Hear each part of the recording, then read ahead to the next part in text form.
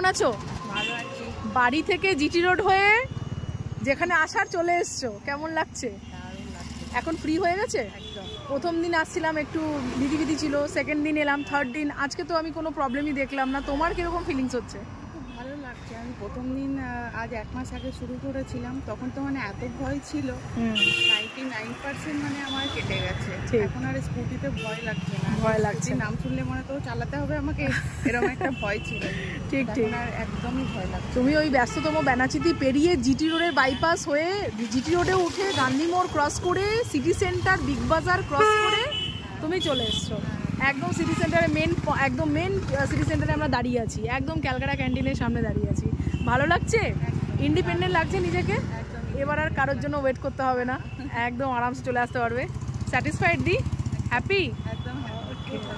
আমিও হ্যাপি দিদিকে আজকে এই জায়গায় নিয়ে আসতে পেরে, এবং খুব সুন্দর। আমি